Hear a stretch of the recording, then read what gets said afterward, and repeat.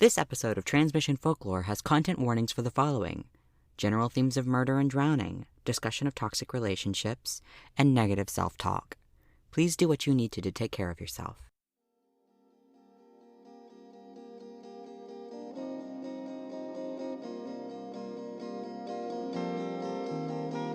The Lavender Lemonade Collective presents Transmission Folklore.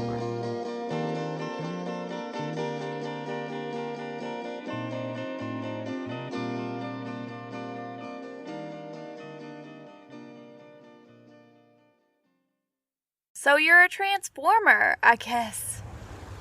That's cool. Carter, talk to me. I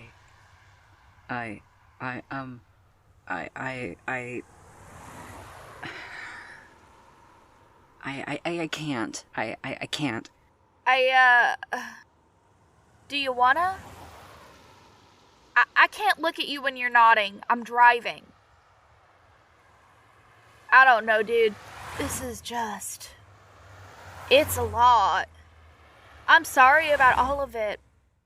About what I said. You're not hard to get along with. I know I'm an asshole. What are you doing? Taking out your phone? Do you want to keep talking to me? Yes. What's that? Called Augmented and Alternative Communication. Accessibility. Cool. Keep talking. I don't know what to say. Anything I can think of? I thought you were gonna die. And that's probably not what you want to hear, but, you scared me, Carter. And I thought... You said you didn't want this to be the story I died in. You didn't know me at the time. I had this really bad thought that I didn't really care if this was the story that you died in. And I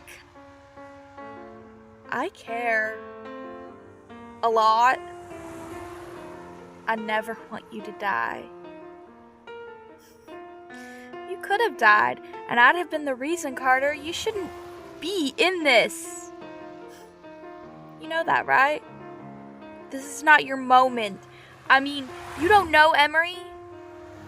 You don't know me.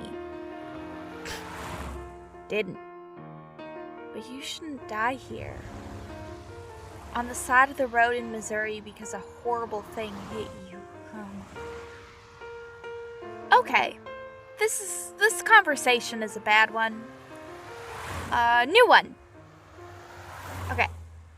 So based on my small circle of fae friends, your wings are average sized.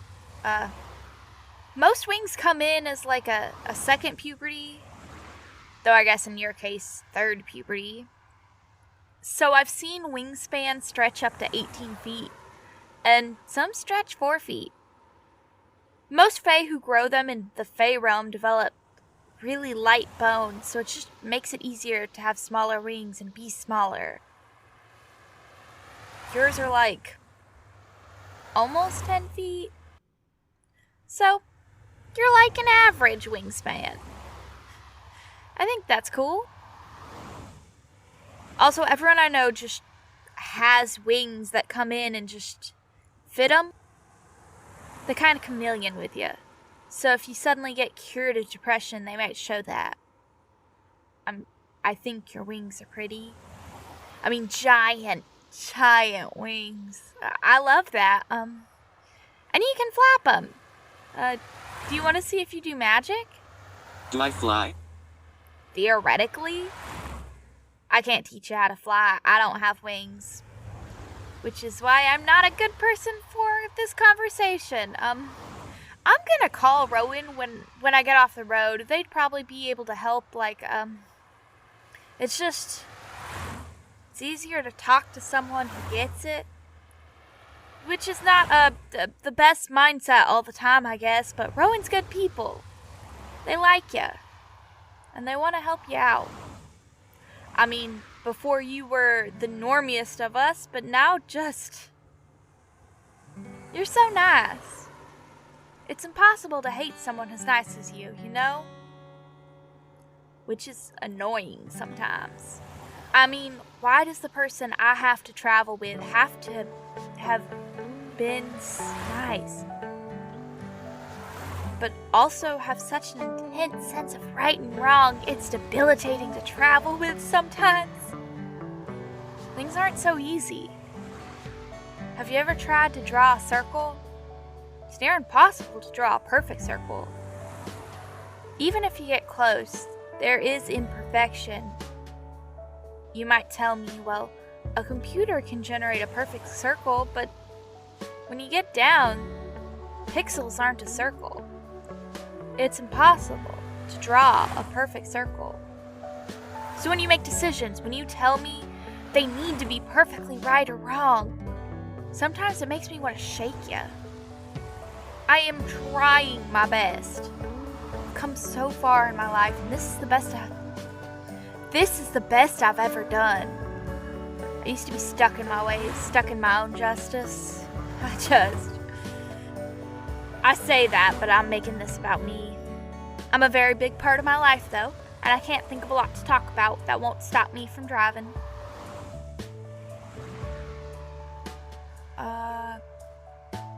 More about Faye. You should be near impossible to kill, which is good. I mean, I told Salk I'm hard to kill, but I'm just a little cockroach thing. Faye are pretty hard to kill, just with all the shit going on with you. I can write down what will kill you, but maybe don't die. Like, avoid everything I say. Oh, I souped up your car. I mean, sorta. Let me talk about that. So like I said, my magic is destructive. It's all insurance plans.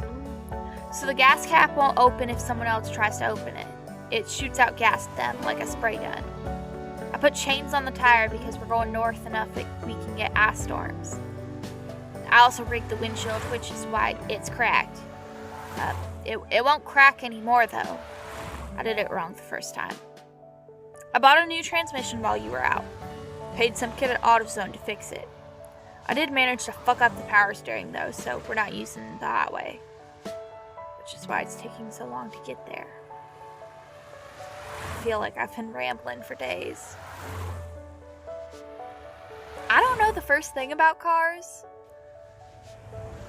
Driving terrifies me. I don't like not driving because I'm lazy.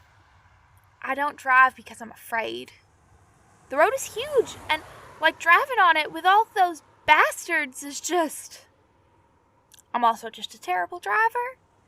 Which is not the best way to tell you since you are being forced to ride with me. But I am being incredibly careful. Driving makes me sick, and talking is kind of helping. I see why you talk all the time. I had to take my driver's test 7 times. The first one I failed because I was going the wrong way down the one way. You know how I got my license? I went to Brenham. I didn't even tour the Bluebell ice cream factory. I went to Brenham because they wouldn't fail me. And they almost did. I was so bad. I was speeding, and she asked what the speed limit was, and I almost lied. But I didn't. I said I was going too fast and trying to slow down. She said I would have failed. She said she would have failed me if I lied. I've been thinking about that. I mean, with all that we're doing, it's just... The road's been on my mind. That was my start. Well, no. My start was, I was 15 when I started driving. I wanted to learn immediately. I wanted to be good at it. I wasn't. Still not. As a kid, the great wide ocean didn't appeal to me. You want what you can't have, I guess. I wanted the road. I had this dream that me and my friends would graduate high school and do a road trip across country, and I don't know. It'd be like a movie. I graduated high school in silence, though. I didn't really have friends. Didn't try to make any, but didn't have them nonetheless. I was weird and sullen. I wanted this bad bitch poet vibe, but I think I just had a basement loudly queer vibe. I made that abundantly clear, even when I didn't date anyone in high school. I just wasn't interested in dating. Which sounds wild considering where we are. I've only dated like 3 people.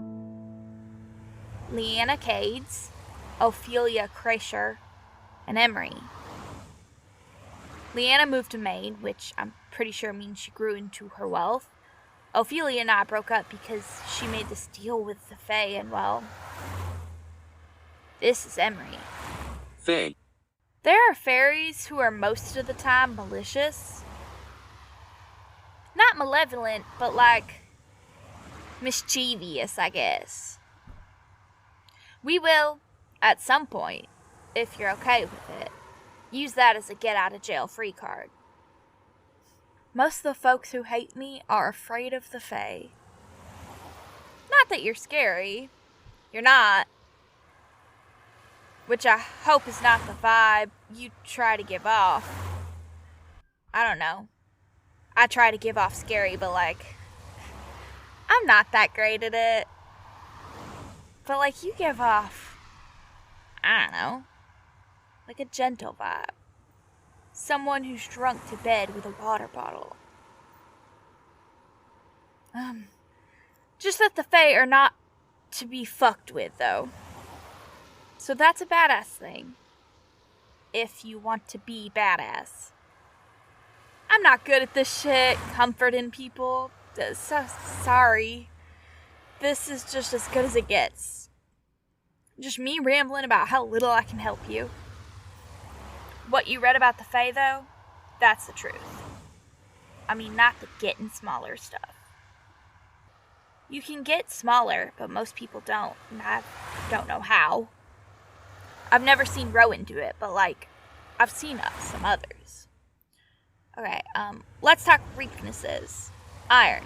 Don't touch it. Ever. It won't kill you, but the rashes? Oh boy, the rashes.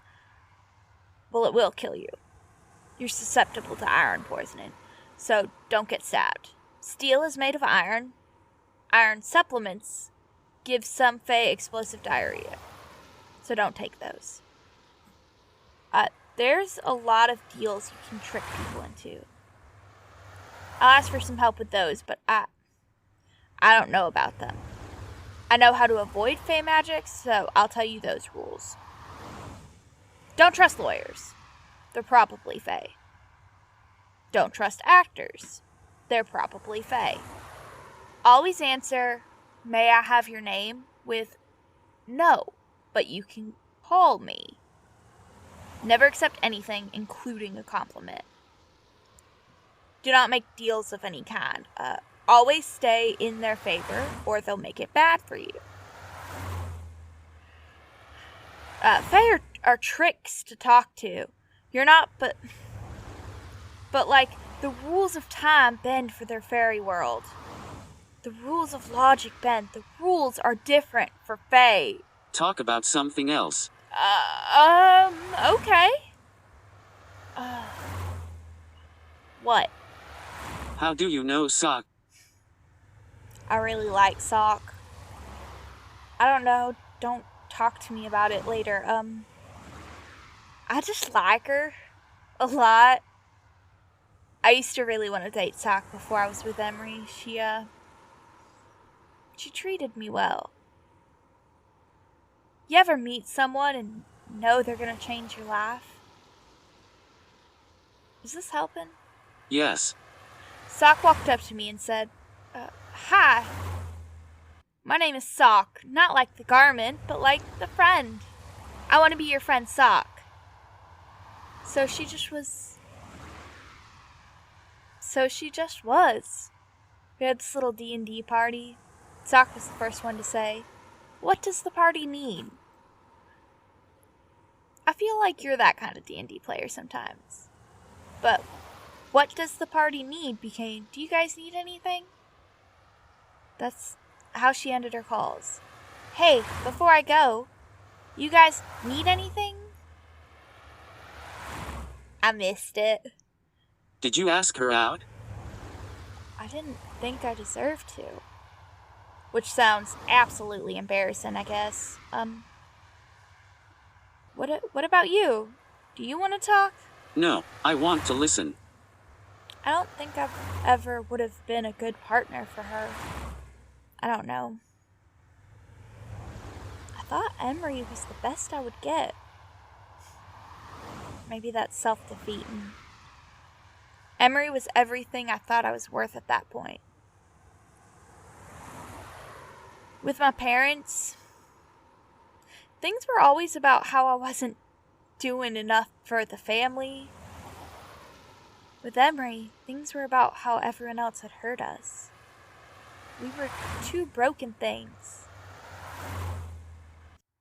When you feel like a fracture, any little bit will make you whole. Emery didn't make me whole. They just made me sad. I tried my best to give this person my best. But you can't give someone this hollowness inside you. I mean, Emery said, we're both hollow and life sucks. Sock said, you do not waste away because your mind is attacking you. Sock thinks in these big romantic feelings. I like it. But I screwed that up pretty bad. I guess I didn't. The smartest thing I ever did was make friends with people who are nice just because they can be. I have a real specific set of friends. People who all just feel rejected. I guess that ain't so specific though. I guess everyone feels rejected. But Sock, Horatio, and Rowan, they all are my friends because they want to take care of one another. We're a little squad of somehow found out magic users. Emery was in that squad, but Emery is like if you took someone who was lonely and made them angry about it. Emery said we don't deserve to be miserable. They do. I felt that way. We weren't even cast aside for being magic. We were just weird. We've always been weird. I mean, you ever just lie face down in your bed listening to Paramore thinking, why won't we all admit we feel like this? Emery at least said it wasn't fair. And that's not a good thing, kind of. I mean, no. It was a good thing to acknowledge it. But they treated it like a reason to do anything. Carter, I'm afraid of the road. I'm afraid of you dying. I'm even a little afraid of me dying. But I am most afraid of that mindset. Because Emery said it, and for a long time, I felt it. I felt like we deserved someone else's suffering, and you probably think that's terrible, with your circular justice. Your suffering is not a reason to celebrate. Nah, I guess not. I don't think that anymore. I think suffering's just that. Suffering. No one needs to die, I guess. Hurt leads right back to hurt. What I'm saying, I guess, thank you. You had a lot of chances to give up on me. I told you to give up on me. And you didn't. And I've been given more chances in my life than I know what to do with. But this one means something. I've never been given a chance to not give up. Gotta go after it. So we're going to your mom's house. We're going to figure out what you need to know about you. And then we're going to save all my friends. It's time to prove what you guys already seem to know.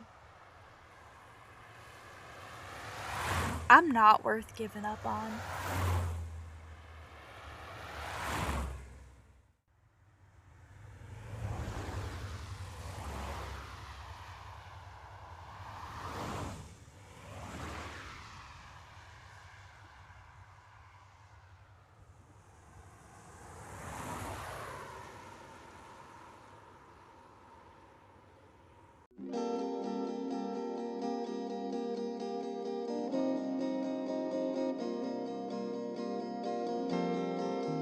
This episode of Transmission Folklore was written by Mick Coates.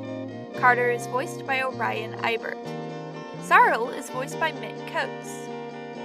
This episode was edited by Orion Ibert. Special thanks to our supporters on Patreon and Ko-fi. Find out more about how to support us and how to access our transcripts and captioned videos at transmissionfolklore.com. This episode's cryptid is Mothman.